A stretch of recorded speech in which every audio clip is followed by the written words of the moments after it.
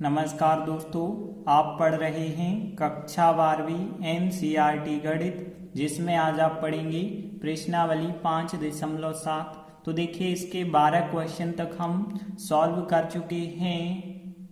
आगे देखिए 13वां सवाल है, यदि y बराबर हमें यह दिया गया है तो हमें सिद्ध करके बताना है कि इसके बराबर 0 होता है।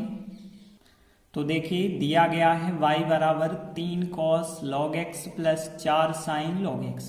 अब देखिए यहाँ पे आप देख पा रहे हैं y1 क्या कहलाता है, जो dy बटे dx होता है उसे हम y1 भी कह सकते हैं। और y2 क्या कहलाता है, जो 2 बार का अवकलन होता है d वर्ग y बटे dx वर्ग होता है उसे हम y2 भी कह सकते हैं। तो देखिए यहाँ एक बार अवकलन, यहाँ 2 बार अवकलन करना है, वो भी x के सापेक्ष ही करना होगा।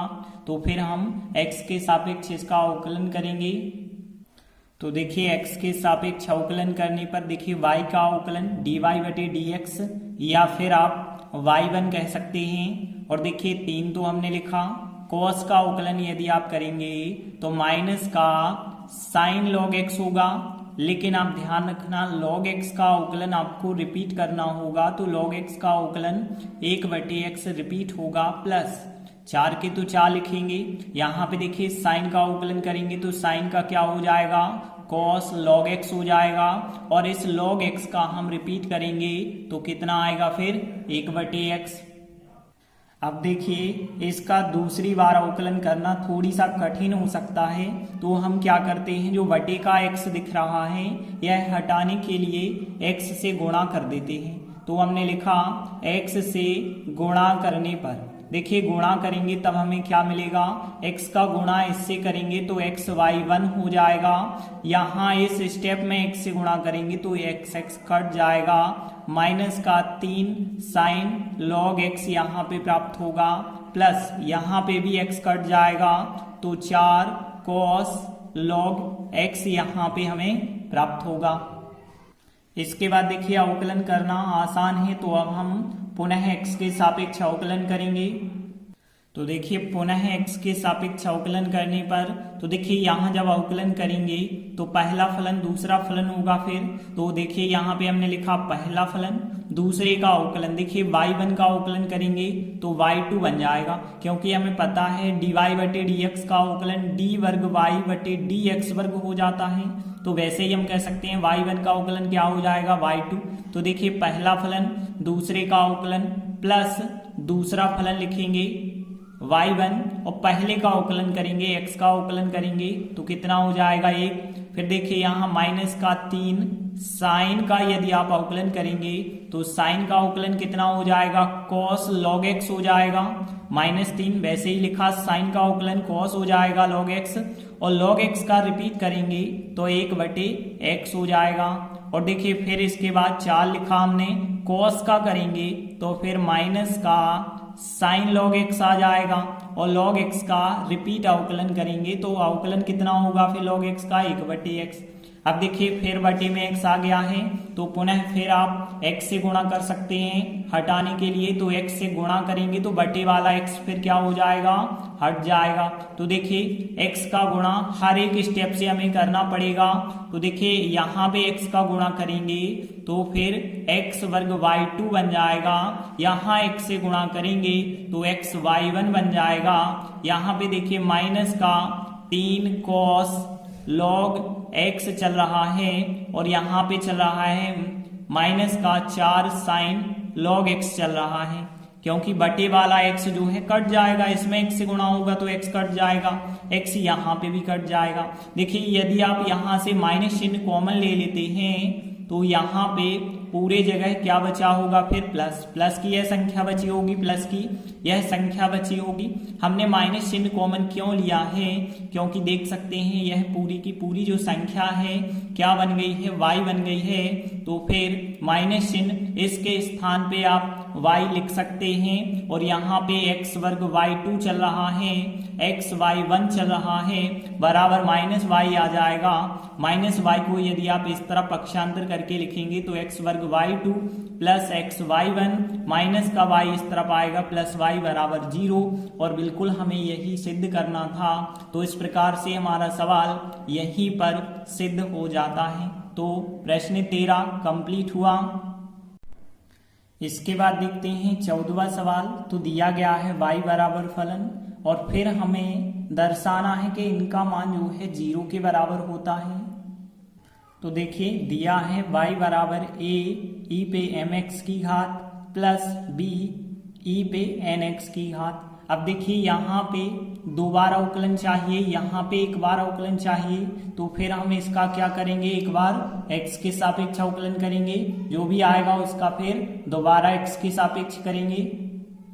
तो देखिए x के सापेक्ष अवकलन करने पर देखिए y का अवकलन करेंगे तो y का क्या होता है, dy बटे dx होता है। अब ध्यान देना यहाँ a तो अचर पद है, a का a रहेगा, e पे mx की घात का यदि आप करेंगे तो e पे mx की घात ही आएगा, लेकिन mx का रिपीट हो जाएगा तो m यहाँ रिपीट हो जाएगा, प्लस देखिए b भी वैसे ही रहेगा और e पे nx की घात का करेंगे तो e पे nx की घात ही आएगी, लेकिन nx का रिपीट होगा अवकलन तो nx का n अवकलन रिपीट हो जाएगा। तो देखिए dy बटे dx तो आ चुका है। अब हम इसका एक बार और x के सापेक्ष अवकलन करेंगे, तो पुनः x के सापेक्ष अवकलन करेंगे तो इसका क्या बन जाएगा, फिर d वर्ग y बटे dx वर्ग बन जाएगा। देखिए यहाँ पे am लिखा, mx का यदि हम करेंगे तो mx का यही होगा, लेकिन mx का एक m रिपीट हो जाएगा, प्लस b n तो वही रहेगा, e पे nx की घात का करेंगे यही रहेगा, लेकिन nx का n रिपीट हो जाएगा।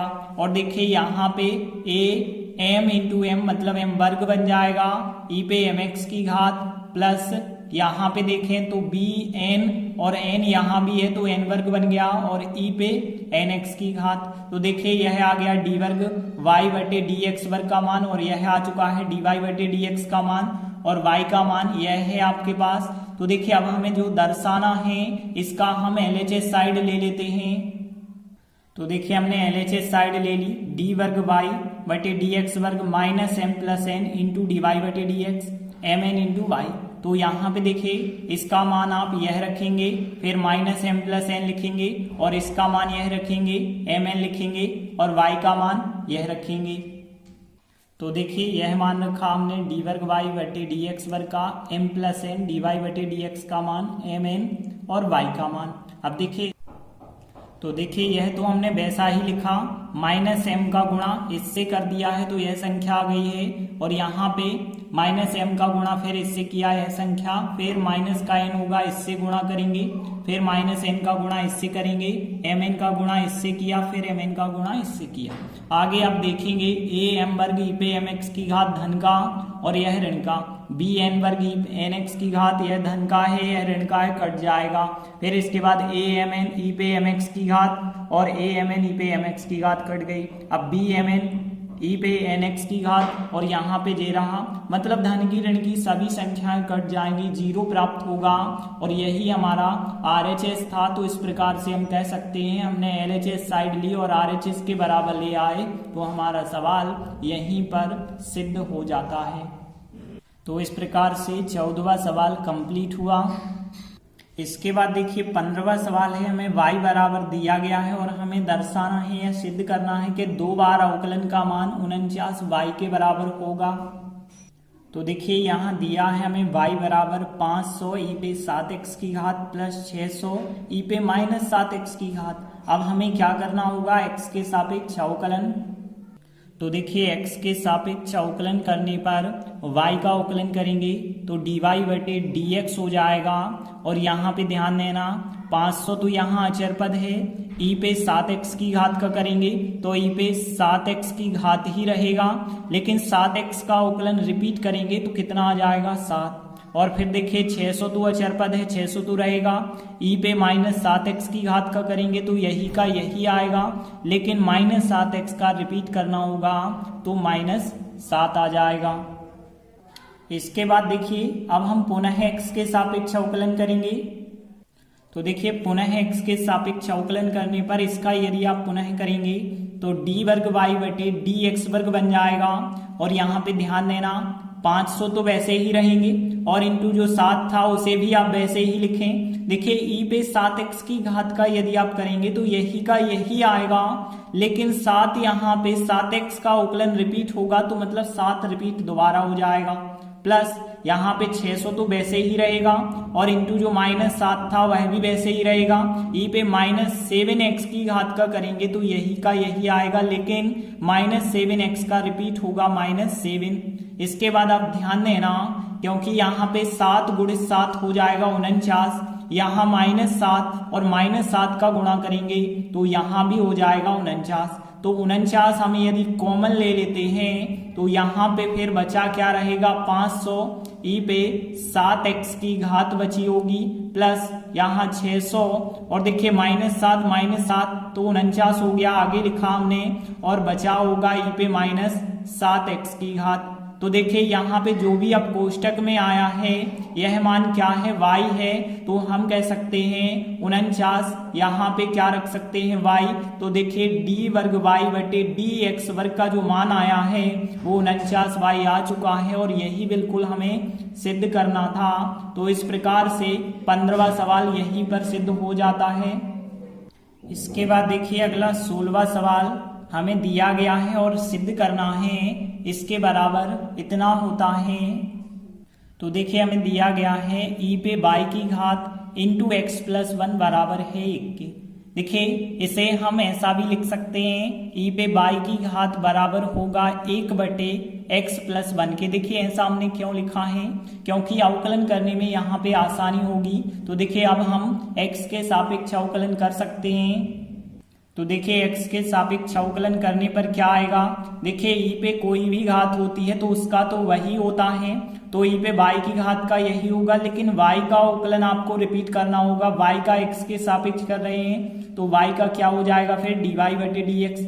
अब देखिए यहाँ ध्यान देना, आप चाहें तो अंश बटे हर का लगा सकते हैं या फिर ध्यान रखना 1 बटे x का अवकलन कितना होता है -1 बटे x वर्ग होता है, तो हम कह सकते हैं 1 बटे x प्लस 1 का जो अवकलन होगा वो कितना हो जाएगा -1 बटे x प्लस 1 का होल स्क्वायर हो जाएगा। और देखिए x प्लस 1 का आपको रिपीट भी करने की आवश्यकता नहीं है क्योंकि x का 1 होगा और 1 का 0 होगा, तो 1 आपको रिपीट करने की आवश्यकता नहीं है। तो इसका अवकलन क्या हो जाएगा, यह हो जाएगा। तो देखिए यहाँ पे -1 बटे x प्लस 1 का होल स्क्वायर हो गया इसका अवकलन। अब देखिए ई वाई यहाँ पे जो आया है ई वाई का मान आप यह रख सकते हैं। तो देखिए 1 बटे x प्लस 1 हमने रखा ई वाई का मान और इंटू चल रहा है डी वाई बटे डी एक्स बराबर -1 बटे x प्लस 1 का होल स्क्वायर चल रहा है।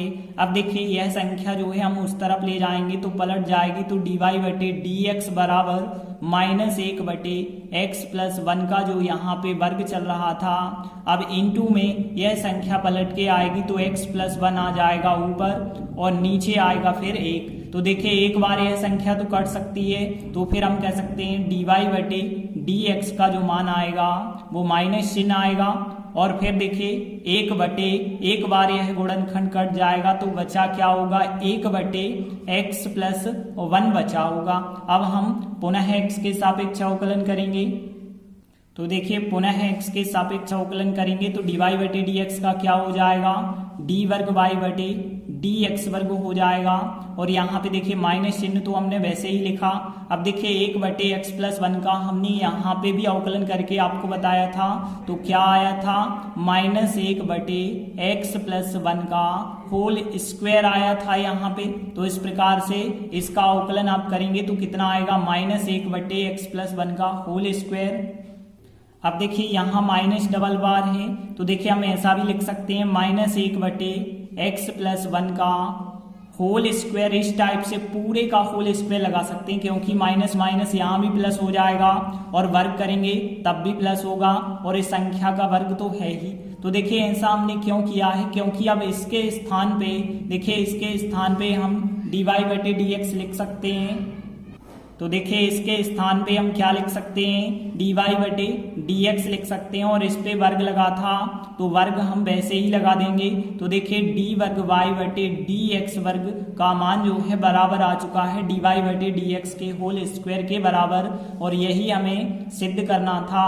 तो इस प्रकार से 16वां सवाल भी कंप्लीट हुआ।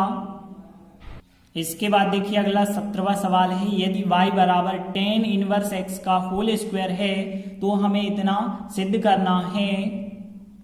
तो देखिए हमें दिया गया है y बराबर tan इनवर्स x का वर्ग। देखिए जो हमें सिद्ध करना है इसमें y1 लिखा है, y2 लिखा है। y1 y2 क्या होते हैं, जो y का अवकलन होता है वो dy/dx कह सकते हैं या y1 भी कह सकते हैं, और जब हम दूसरी बार अवकलन करते हैं तो d वर्ग y/dx वर्ग आता है, उसे हम y2 भी कह सकते हैं। तो देखिए अब हम क्या करेंगे, इसका x के सापेक्ष अवकलन करेंगे।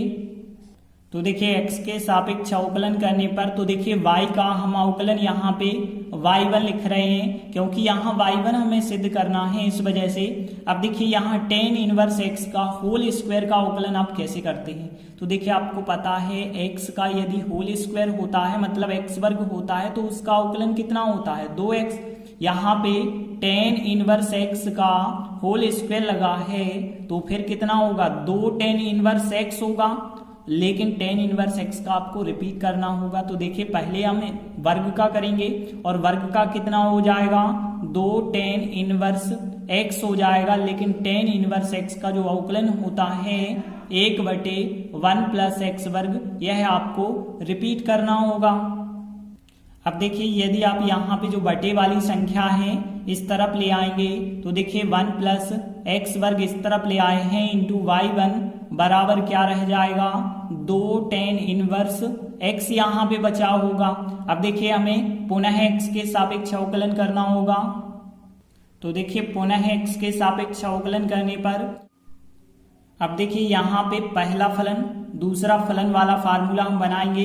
तो देखिए फिर नियम लगाएंगे, पहला फलन दूसरे का अवकलन प्लस दूसरा फलन पहले का अवकलन। तो देखिए यहाँ पे हमने लिखा पहला फलन मतलब 1 + x वर्ग। तो देखिए पहला फलन दूसरे का अवकलन y1 का अवकलन करते हैं तो क्या आता है, y2 हमने आपको बता दिया है, जैसे dy/dx का करते हैं तो d वर्ग y/dx वर्ग आता है, उसी को हम y2 कहते हैं। तो देखिए पहला फलन दूसरे का अवकलन प्लस दूसरा फलन मतलब y1 आएगा, पहले का अवकलन करेंगे मतलब 1 + x वर्ग का करेंगे। तो देखिए 1 का तो 0 होता है, x वर्ग का अवकलन करेंगे तो कितना हो जाएगा, 2x। अब देखिए यहाँ 2 तो हमने वैसे ही लिखा, यहाँ देखिए tan इनवर्स x का यदि आप अवकलन करेंगे तो 1/1 + x वर्ग आ जाएगा। अब ध्यान देना जो बटे में संख्या है इसका गुणा हम पूरे समीकरण से कर दें। तो देखिए 1 + x वर्ग से गुणा कर देते हैं यदि आप, तो हमने लिखा इससे गुणा करने पर तो यहाँ पे क्या मिल जाएगा, देखिए 1 + x वर्ग है पहले से, इसका गुणा और हो जाएगा तो 1 + x वर्ग का भी यहाँ पे वर्ग बन जाएगा और इंटू y2 रहेगा, और यहाँ पे देखिए प्लस।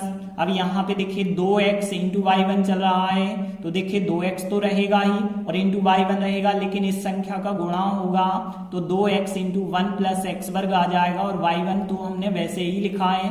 अब देखिए इस संख्या में यदि आप इससे गुणा करते हैं तो यह और यह संख्या कट जाएगी, केवल 2 एकम 2 आ जाएगा, और यही हमें बिल्कुल सिद्ध करना था। तो इस प्रकार से हमारा 17वां सवाल कंप्लीट हुआ। इसी के साथ प्रश्नावली यहीं पर कंप्लीट होती है। धन्यवाद।